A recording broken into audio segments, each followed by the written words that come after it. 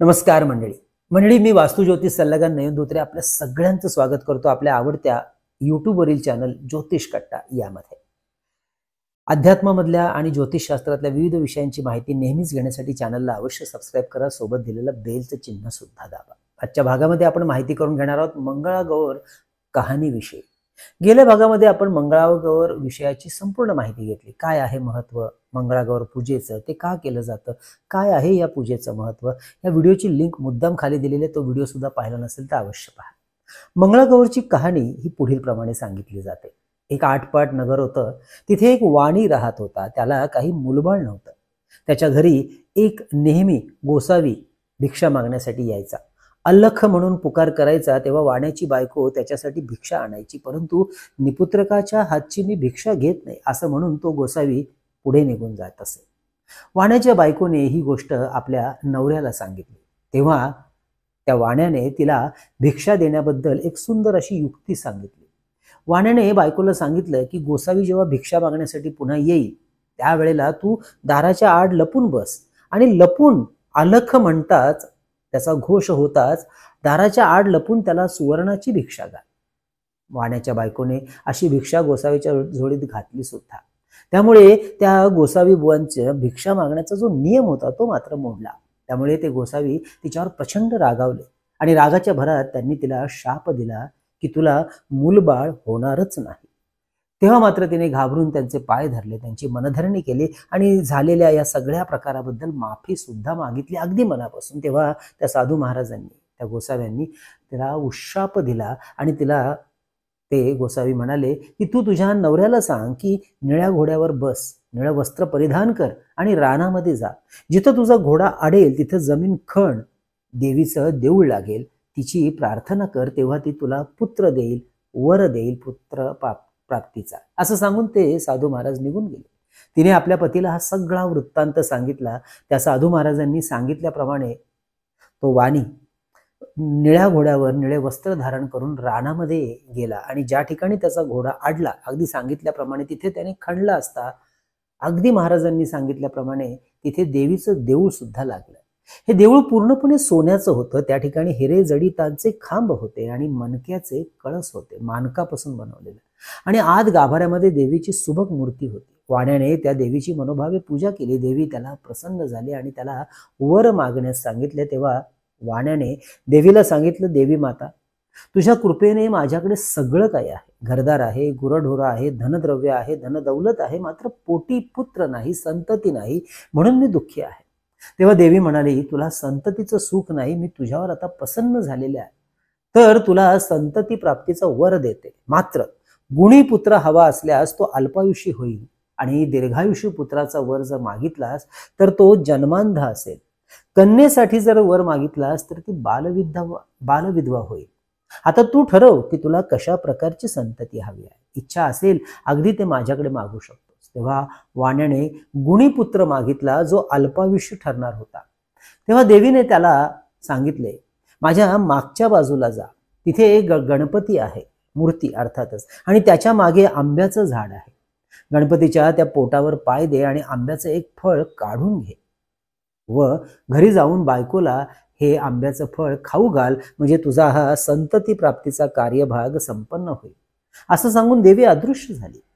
वाणी देवीने सांगितल्याप्रमाणे देवळाच्या मागे गेला तर तिथे गणपतीची मूर्ती होती। गणपतीच्या दोंडावर म्हणजे पोटावर पाय दिला, झाडावर चढला, पोटभर आंबे खाल्ले आणि आपल्या झोळीमध्ये सुद्धा झोळीभर आंबे घरी नेण्याकरता खाली घेतले।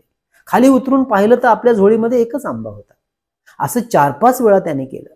गणपतीला मात्र त्यामुळे त्रास झाला आणि गणपती वाण्याला म्हणाले, तुझ्या नशिबी एकच फळ आहे, तेव्हा हे एकच फळ घे, घरी जा आणि बायकोला खाऊ घाल, ती गरोदर राहील।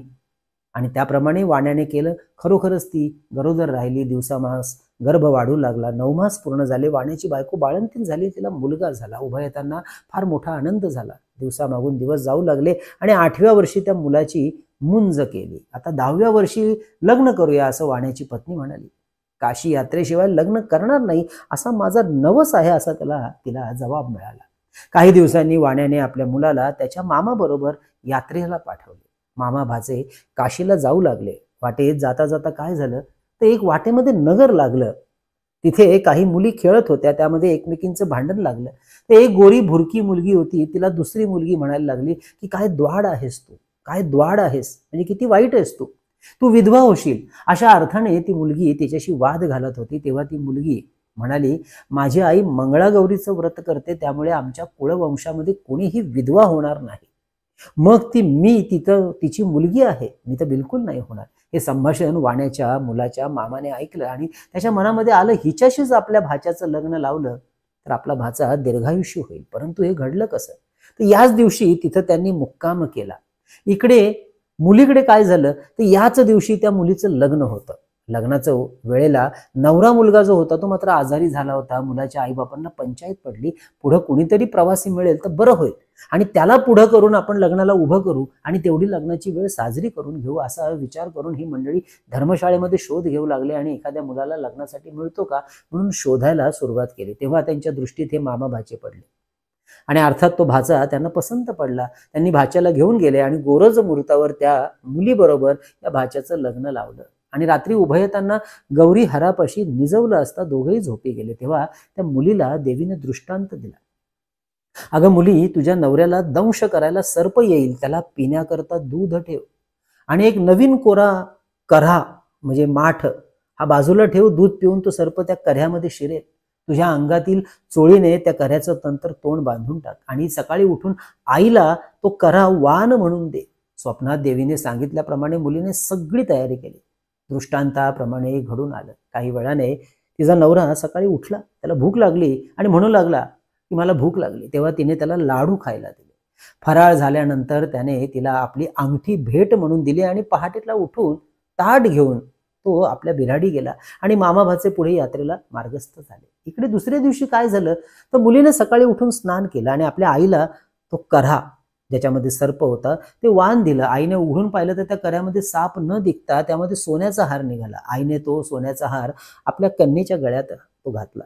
नंतर ज्याच्याबरोबर मुलीचं आधी लग्न ठरलं होतं तो मुलगा म्हणजे तिचा पहिला वर मंडपामध्ये आला आणि मुलगी जेव्हा त्याच्या समोर आली, त्याच्याबरोबर खेळण्यासाठी जेव्हा तिला सांगितलं, तेव्हा हा माझा नवरा नाही आणि मी त्याच्यावर कुठलाही खेळ खेळणार नाही. रात्रीची लाडवांची आणि अंगठीची खून काही तिला पटेना. तिने ते आपल्या आईवडिलांना सांगितले, त्यामुळे तिच्या आईवडिलांची सुद्धा पंचायत झाली. हिचा नवरा कसा बरं सापडेल यासाठी त्यांनी एक युक्ती केली आणि त्यांनी अन्नछत्र चालू केलं. जे कोणी जेवायला या अन्नछत्रामध्ये येतील त्यांचे पाय धुवून अंगठी घालून ते मुलीने धुवायचे. आईने पायावरती पाणी घालावं, भावाने गंध लावावं आणि बापानं विडा द्यावा, असा तो क्रम चालू केला. शेकडो लोक येऊन जेवू लागले, परंतु ज्याच्या बरोबर मुलीचं लग्न झालं होतं तो मामा भाच्यांमधला भाचा, तो मुलगा काही त्यांना आढळला नाही. आणि इकडे मामा भाचे यात्रेनिमित्त काशीला गेले होते. पुष्कळ दान धर्म केला, तीर्थयात्रा केली, ब्राह्मणांचे आशीर्वाद घेतले आणि एके दिवशी या भाच्याला आली मूर्छा. यमदूत त्याचे प्राण न्यायला आले. तेव्हा मंगळागौर आडवी झाली. त्या दोघांचं युद्ध झालं आणि ते यमदूत पळून गेले. मंगळागौर तिथे अदृश्य झाली. हे सगळं झोपेमध्ये भाच्याने पाहिलं. झोपेतून भाचा जागा झाला आणि आपल्या मामाला तर तसं सांगू लागला की मला असं असं स्वप्न पडलं होतं जे वाईट होतं, त्याच्यात माझा मृत्यू मला पाहायला मिळाला, ते युद्ध मी पाहिलं. मामा म्हणाला, ठीक झालं, तुझ्यावरचं मृत्यूचं जे विघ्न होतं ते टळलं, उद्या आपण आता घरी जाऊ. ते परत येऊ लागले. वाटेमध्ये त्या लग्नाच्या गावी पुन्हा आले आणि एका तळ्याच्या काठावर एक पोटा पाण्यासाठी स्वयंपाक करू लागले. तेव्हा त्या मुलीच्या आईच्या ज्या दासी होत्या त्यांनी त्यांना सांगितलं, अहो इथे अन्नछत्र आहे, तिथे जेवायला जा. तेव्हा ते म्हणाले की आम्ही परान्न घेत नाही. तेव्हा दासींनी आपल्या यजमानीला म्हणजेच त्या मुलीच्या आईला तसं सांगितलं. त्यांनी मुद्दाम पालखी पाठवली, आदरातिथ्य केलं आणि रिवाजाप्रमाणे त्या मुलाचे पाय धुताना मुलीने आपल्या नवऱ्याला बरोबर ओळखलं. नवऱ्याने सुद्धा मुलीला दिलेली ती अंगठी ओळखली. आईबापांनी विचारलं, तुझ्याजवळ काय बरं खूण आहे? त्या मुलाला विचारलं. तेव्हा त्याने ते लाडवाचं ताट दाखवलं. सर्वांना अतिशय आनंद झाला. भोजन समारंभ झाला. मामाभाचे ही सून घेऊन आपल्या घरी आले. सासूने सुनेचे पाय धरले आणि म्हणाली, तुझ्यामुळे माझा मुलगा आता वाचलेला आहे. तेव्हा सासूला मुलीने मंगळागौर पूजेची माहिती दिली आणि तिच्या कृपा आशीर्वादाने हे सगळं शुभ माझ्या आयुष्यात घडलं हेही सांगितलं. ही सगळी मंगळागौर देवीची कृपा. सासर माहेरची घरदारची माणसं सर्व एकत्र झाली आणि त्या व्रताचं उद्यापन केलं. तिला जशी मंगळागौर प्रसन्न झाली तशी तुम्हा सगळ्यांना हो आणि आपलं सौभाग्य अखंड राहो इतकीच देवीला प्रार्थना करा. ही धर्मराजाला कृष्णाने सांगितलेली 60 उत्तराची कहाणी 5 उत्तरी सुफळ संपूर्ण झाली.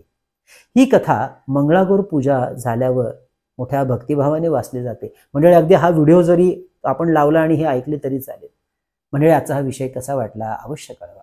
हा व्हिडिओ जास्तीत जास्त लोकांपर्यंत अवश्य शेअर करायला विसरू नका. लाईक करा. आणि हो, आपल्या चॅनलमध्ये दर महिन्याचं मासिक राशी भविष्य विविध विषयांचे विषय आवडीने पहा आणि ते पाहण्यासाठी आपल्या चॅनलला सबस्क्राईब करायला विसरू नका. सोबतचं बेलचं चिन्ह सुद्धा दाबा. आजचा विषय कसा वाटला अवश्य कळवा.